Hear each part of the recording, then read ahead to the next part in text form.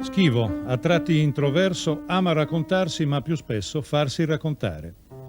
Incontra, al Teatro dell'Erso a Cagliari, gli universitari locali, affascinati dalla sua arte e in qualche misura delusi per la mancanza di un pianoforte. Dovendo comporre una colonna sonora per la sua vita, la scriverebbe ex novo oppure a ciascuno dei periodi della sua esistenza darebbe un sottofondo musicale di quel periodo, di qualcosa di già scritto?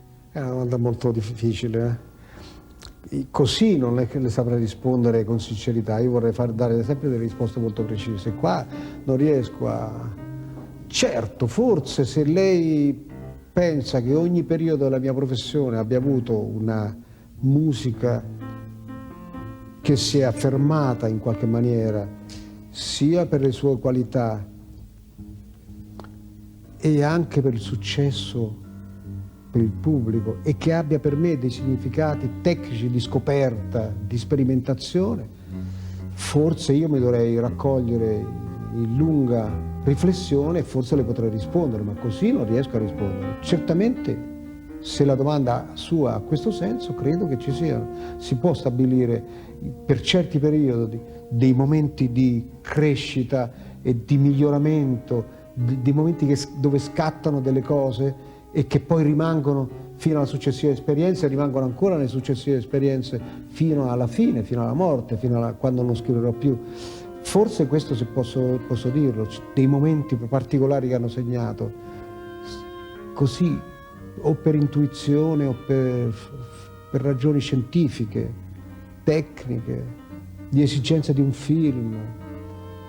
Però siccome la mia attività è duplice, forse anche sono entrate nella musica del cinema certe esperienze che non sono particolari del cinema, e allora forse questo arriva a rispondere in parte a poco.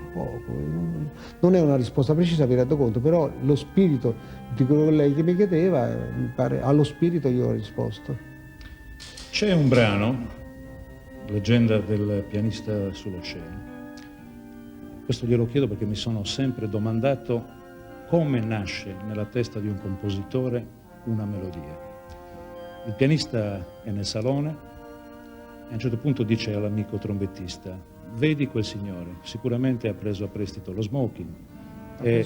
Lo smoking perché non è a suo agio.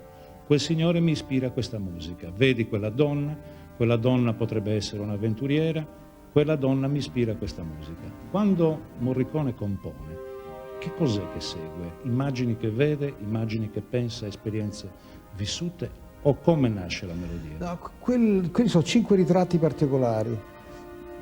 Lì c'è stata una descrizione del regista di quello che voleva girare. Io ho improvvisato, perché la musica è stata scritta prima, non dopo. Lui ha dovuto girare, quando c'è un tango quelli lo ballano, quando c'è il mimo che fa 3 passi sì e poi si ferma, 3 passi sì e poi si ferma, quello di terza classe vestito col frac e va lì, quelle sono tutte scritte prima, quindi ho dovuto scrivere prima di vedere l'immagine. Il regista ha girato sulla musica che io ho scritto prima. Naturalmente avevo discusso molto con lui di questo. Quelle musiche lì sono poi le più semplici del film, le più infantili, perché il Novecento le improvvisa. Max gli chiede, dice guarda quello lì, e lui fa e quindi erano già gridare. Sapeva leggere Novecento, non i libri, quelli sono buoni tutti. Ma l'ispirazione invece normalmente dove viene presa? L'ispirazione in generale è poco, quella che la gente che crede che sia ispirazione è veramente poco. È importante quello che uno fa da quella idea, che è l'idea ispiratrice, e poi quello che uno lavora alla scrivania, alle partiture, alla composizione vera e propria del pezzo, che assume una forma di suoni, una forma di ritmi, una forma di timbri, una forma dove concorrono tanti elementi che riguardano la musica. Quindi l'ispirazione si dice, non so chi l'ha detto, che l'ispirazione è l'1%, ma la traspirazione è il 99%.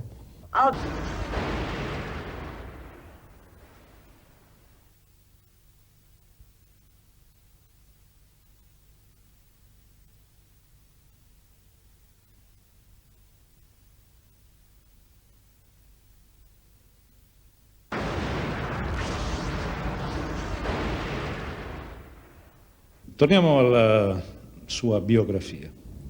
Primi anni 60, conoscendo il Morricone di oggi, dice: cosa può c'entrare Morricone con Morandi, Rita Pavone, Jimmy Fontana e altri artisti dell'etichetta RCA? Lei era l'arrangiatore di tantissimi brani di successo dell'epoca. Sì, uno dei due arrangiatori, eravamo in due lì, in quel periodo. Aveva già scritto qualcosa di serio, chiamiamolo così? No, io ho cominciato a scrivere musica da camera, musica sì, per orchestra, da prima. Da prima, certo. Da prima. Quindi quello era una professione che serviva per la sussistenza. Della serie che sa da fa per campà. Certo. No, non rinnega niente, No, immagino, di quegli per anni. carità, anzi mi sono fatto le ossa pure lì. Poi, con l'evolversi degli anni 60, il Morricone, che conosce la stragrande maggioranza del pubblico, sono le musiche dei film di Sergio Leone, il genere western, per un pugno di dollari prima, per qualche dollaro in più poi. Anche questo è un ricordo. Ma non che... solo il western. Io ho scritto la musica per 400 film, sì, di allora, western ne ho scritti 30. Però sono un periodo dove tutti volevano che io facessi western e ne avrei dovuti fare 200. E lei ha fatto Mettello, e io per ho esempio. rinunciato a tanti Ha western. fatto Mettello. Ha fatto Mettello. Mettello non è western. No, appunto. Appunto, ma neanche Sacco e Vanzetti è un western. Neanche Sacco e Vanzetti. Sul cittadino è un western.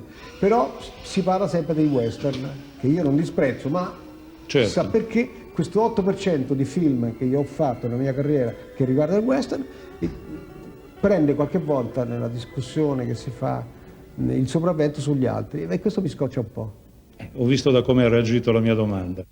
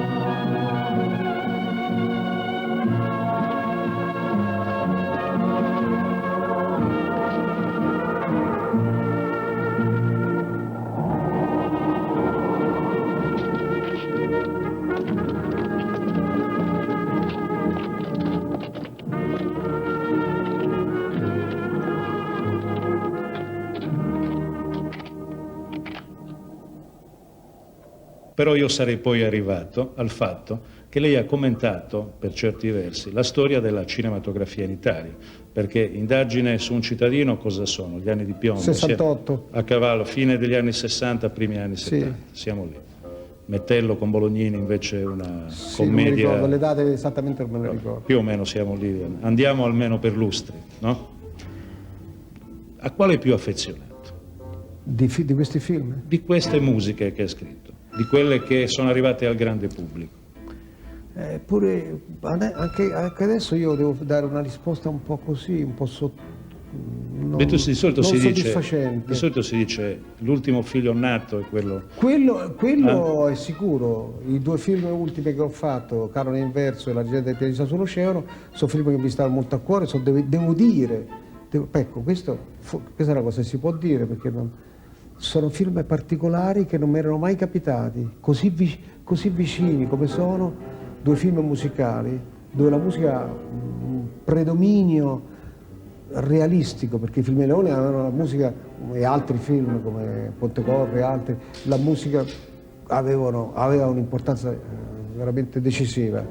Ma in questi due film, Canone Inverso e La gente del pianista sull'oceano, la musica è nell'interno dell'immagine, gli esecutori sono lì dentro, e quindi questi sono due film che mi stanno molto a cuore, perché sono gli unici della mia carriera dove ho composto la musica prima, perché serviva per girare al regista. Ecco, questo volevo arrivare. Anche il fatto che in questi casi si sia composto prima, mentre, mi corregga se sbaglio ovviamente, non sono un tecnico del settore, normalmente si compone dopo, no? No, sempre si compone dopo, salvo per certi registi come Tornatore, come Leone e come altri. Però quando scompongo prima, per i film di Leone, non è che la musica è in scena, salvo l'armonica a bocca o salvo il flauto di Pan del C'era una volta in America, salvo quelle cose lì, ma la musica non è all'interno dell'immagine, è sempre un prodotto successivo del regista e del compositore, che vogliono che in quel momento appaia una musica che potrebbe non esserci.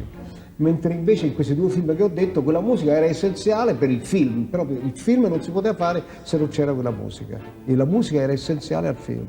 Quindi questa è una particolare che non mi era mai capitata.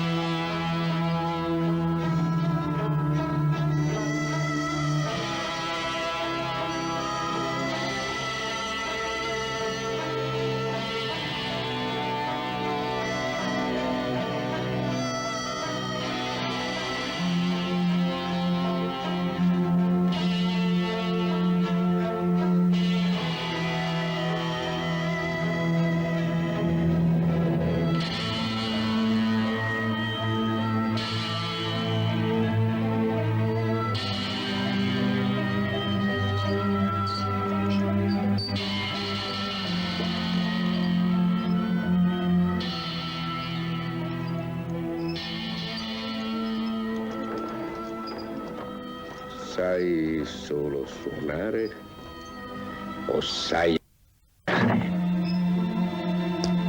Della musica sarda cosa sa? Io non so molto del folklore sardo, so che mi piace moltissimo, forse uno dei più autentici rimasti non contaminati del folklore italiano. Mi sono interessato al folklore, io frequentavo per pura passione, quando ero studente del conservatorio, l'istituto che teneva Nataletti e Diego Carpitella, che era a Santa Cecilia, e loro andavano a girare per l'Italia il sabato e la domenica a registrare le cose dal vivo delle persone che cantavano questi canti, i canti quindi andavo spesse volte lì ad ascoltare e mi facevano ascoltare, quindi sono stato molto appassionato del folklore, però non è che ne so molto del folklore sardo. Posso dire una cosa a mio vantaggio che è questa: 20-25 anni fa venne a casa mia a Mentana una grande cantante sarda che non c'è più, Maria Carta, a chiedere consigli a me. E io gliene diedi alcuni. Mi chiese anche di scrivere un pezzo, ma poi non lo scrissi. Poi le spiego perché non lo scrissi. Adesso, domani, mi aspetta un'altra cantante sarda, Clara Murtas, perché vorrebbe che gli facessi un arrangiamento e spero di farglielo. Insomma, spero di incontrarla. Le aveva detto, il fatto del perché non abbia scritto il pezzo Maria Carta me lo spiega fuori dalle dalle... sono queste, perché quando parliamo di folklore, il folklore è quello lì, non si deve per niente, non bisogna lavorare sul folklore, il folklore è quello che cantano i contadini, la gente che se l'è tramandata ad orecchio, nella memoria. Quello è il folklore vero. Che io lo descriva, il folklore non vale zero, vale zero. Io capisco il folklore reinventato, ricreato, rielaborato, e proprio dove il compositore, come Béla Bartók, per il folklore ungherese, ha preso quelle melodie e le ha fatte cose sue, non quelle melodie, addirittura lo spirito, le scale. Vedete, se guarda il microcosmo di Béla Bartók, vede che tutta musica è ungherese, ma c'è la musica dei zingari, c'è tutto, ma lui si è reinventato tutto. Ha riscritto tutto, ha reinventato veramente nei minimi particolari, però rimane il germe. Ecco, io capisco quello che ha fatto Bartók e amo molto queste cose. Non capisco chi scrive oggi una musica del folklore italiano oppure di qualsiasi altro tipo di folklore che è passivo rispetto alla creatura che lo genera.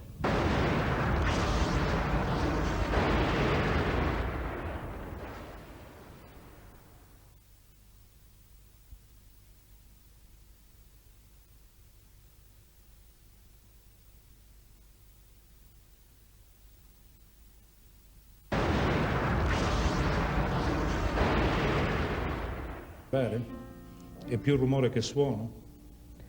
No, non è più rumore, bisogna vedere poi chi scrive.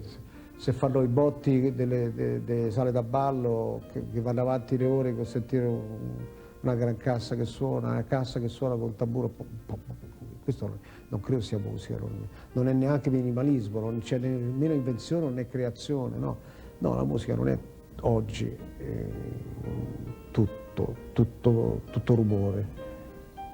Ci sono delle correnti, la musica ormai oggi è aperta a varie correnti enormi e si aspetta che queste correnti siano dominate da uno solo, da un grande compositore, e chissà che qualcuno ce la faccia in futuro a condensare quest'epoca così indecisa ma precisa nella sua creazione, chissà, speriamo. Attualmente a cosa sta lavorando? Attualmente sto lavorando al film Malena di Giuseppe Tornatore, al film per la televisione Nanà di Alberto Negrin e ad un altro lavoro che non dico, me hanno fatto delle domande già, ma non dico il titolo perché è una sorpresa. Per me è un film nuovo rispetto ai 400 che io ho fatto finora. Musica scritta prima? In parte prima e in parte dopo. Ma non è un film musicale però.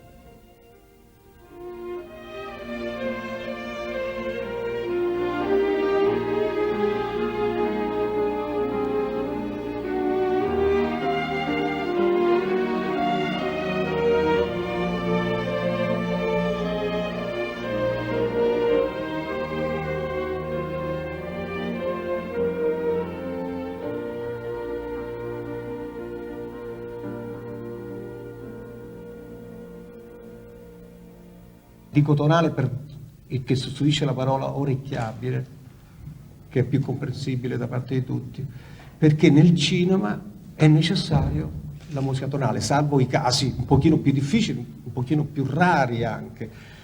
Io avrò fatto il 10% di film, ma forse anche meno, tipo Un uomo a metà oppure certi film d'argento di cui non siamo d'accordo su certe cose, ma e altri, una ventina di film dove ho lavorato sulle strutture, sulla musica gestuale, sulle dissonanze, su tutti i parametri della musica contemporanea, ma la musica del cinema poi non era, quelli erano dei divertimenti che io assumevo volta per volta per cercare di divertirmi anche nel cinema e uscire dalla routine normale.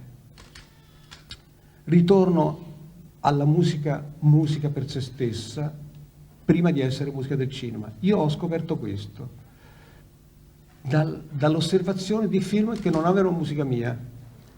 Quindi a poco, sempre più convinto, prima per pura intuizione, dopo per assoluta convinzione, da queste testimonianze vere dei grandi compositori che avevano composto, tra virgolette, per il cinema, come Bach, Mahler, Mozart, anche loro hanno scritto per il cinema, quindi.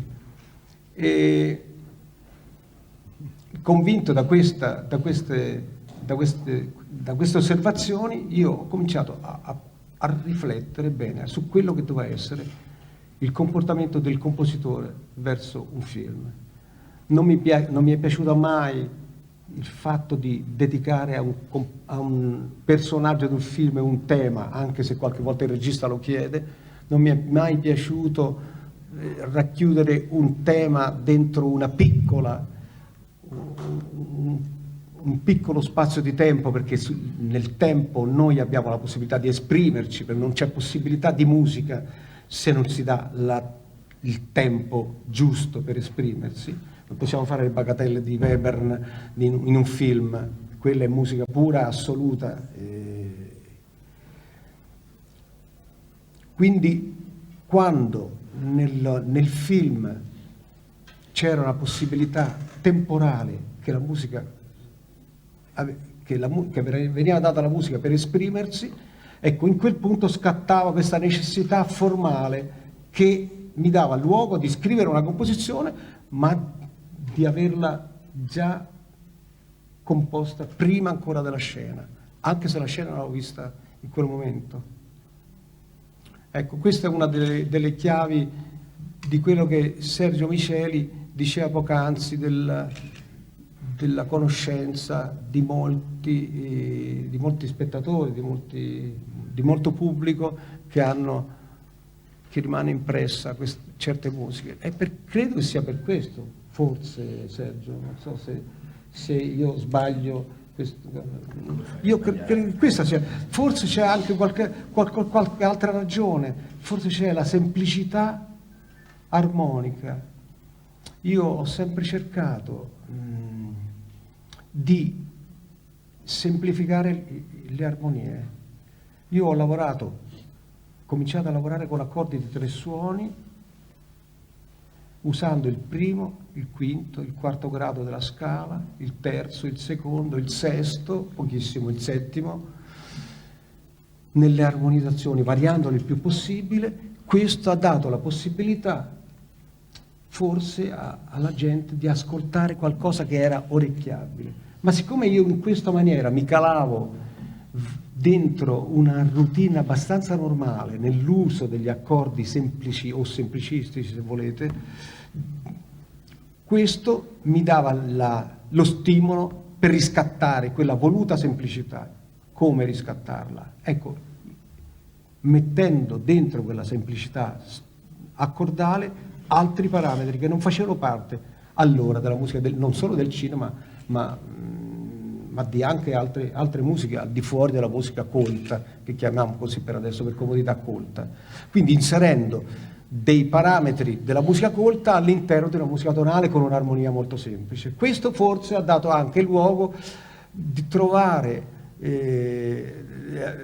da parte degli ascoltatori un certo fascino inaspettato, ma nella semplicità di scrittura, che forse non hanno trovato in altri campi musicali e in altri autori. Forse questo, mi domando sempre per quale ragione.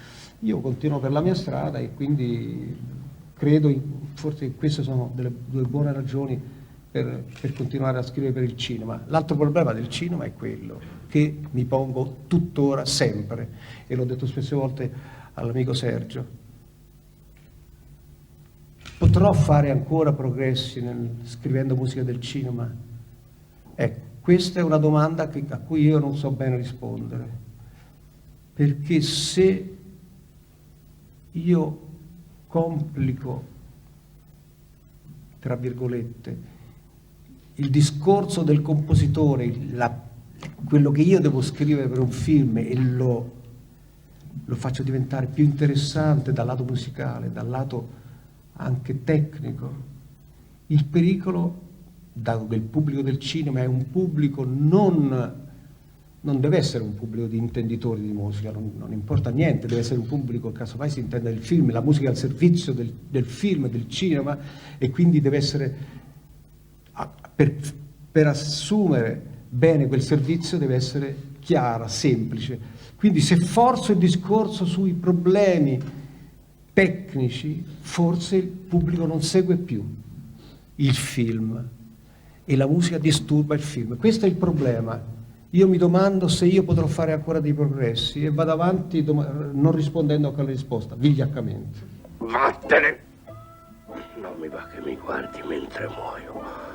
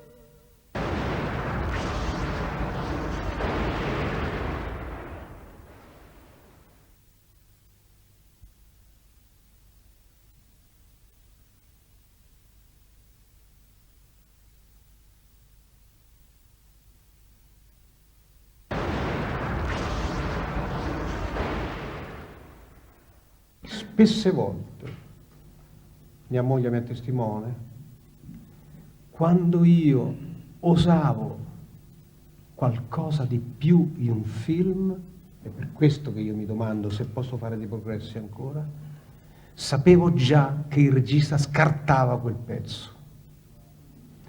L'ultimo film che io ho fatto, Vatel, addirittura l'ho detto al regista, ho detto guarda, questo è un pezzo un po' eccentrico, ma è giusto per l'epoca, un film del Settecento che uscirà, inaugurerà a Cannes.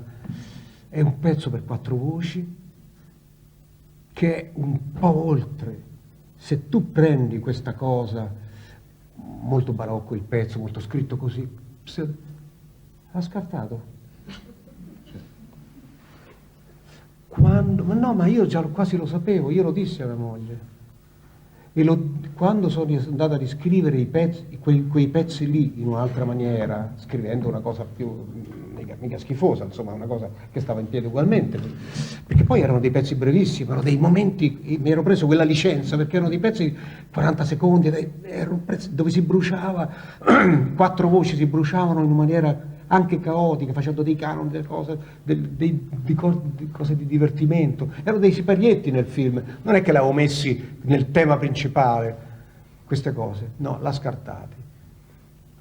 E sono andato a riscrivere queste cose. Quando io ho visto il regista per riparlarne, io ho detto, te l'avevo detto io.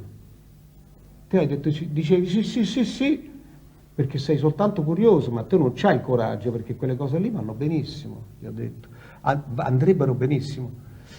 È una scrittura per 4 voci, se vogliamo dire, un risultato di meditazione sull'Ars Nova, ma oggi, capito? Ecco, questa mostruosità storica.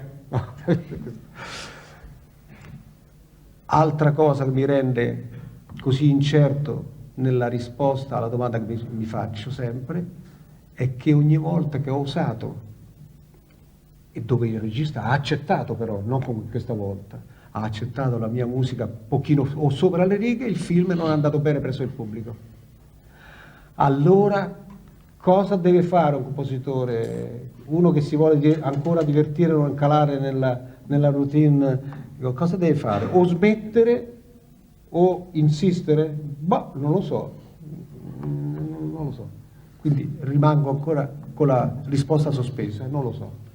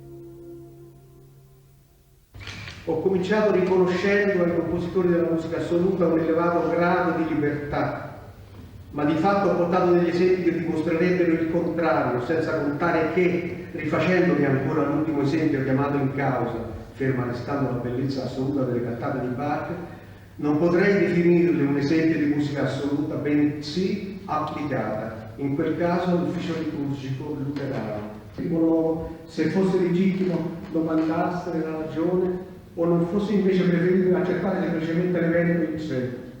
In secondo luogo mi sono chiesto se fosse giusto ricevere un riconoscimento, e questo vostro graditissimo e grandissimo, in particolare per aver fatto sempre il proprio dovere professionale. Non è retorico, ma credo infatti sia normale per un uomo che esercita con passione e dedizione concreta alla propria professione agire come io ho agito, ma in un mondo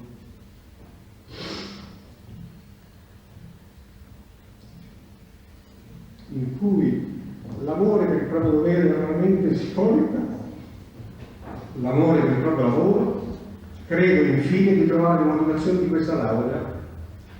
E poi aggiungere che fra i tanti riconoscimenti che nel corso della mia vita mi sono stati attribuiti, questo è il più prestigioso, insieme alla nomina all'Accademia effettivo di Santa Cecilia, ottenuta qualche anno fa. In questa occasione non posso dimenticare di ringraziare il mio grande maestro Petrassi, mia moglie, che mi ha sempre accettato, talvolta soffrendo della mia solitudine,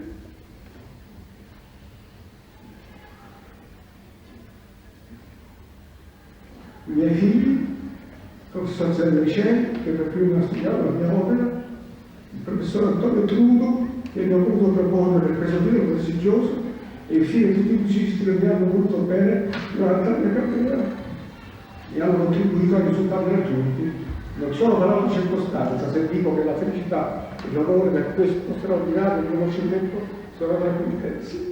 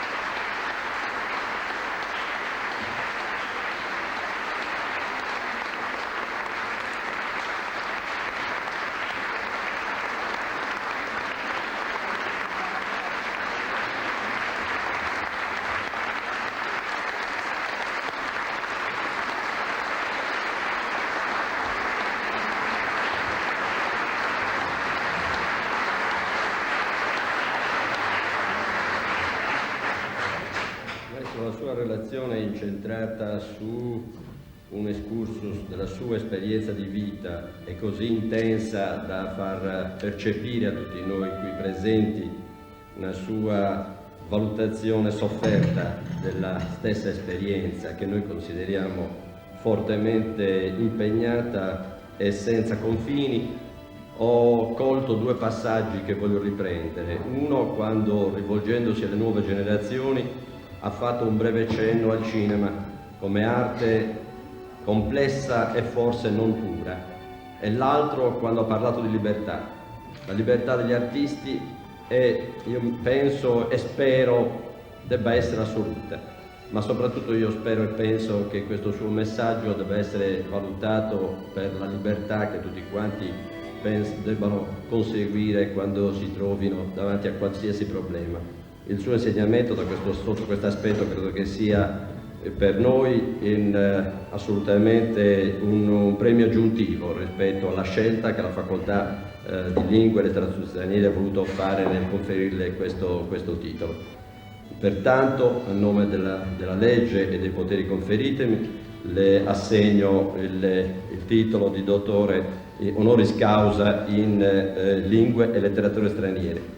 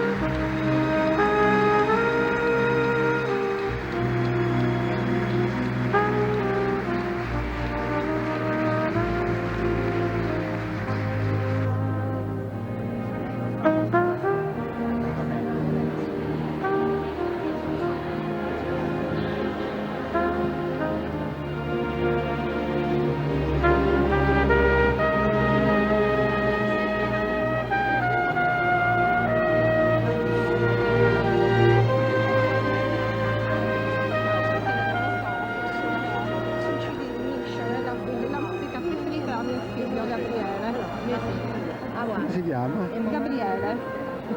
Sarà felicissimo.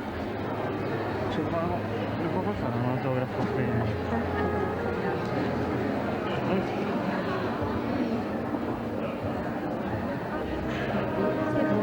Grazie. Non viene bene questa firma mia perché non c'ho un tavolo.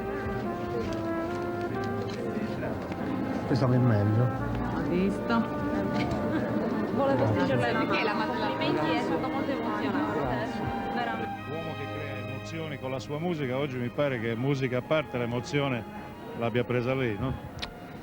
Sa, ripercorrere tutte le tappe nella memoria mentre leggevo era dura. E vedo che dura anche adesso.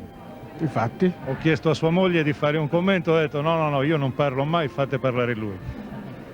è difficile poter dire qualcosa. È un'emozione fortissima e diventa una specie di moviola cinematografica veloce che passa nella mente mentre uno legge. Io ieri le ho fatto una domanda, dovendo musicare la sua biografia ricomincerebbe da capo o userebbe musiche già scritte? Le ripeto la domanda adesso. No, la musica è già scritta. Non voglio perdere tempo pensando al passato, devo pensare all'avvenire.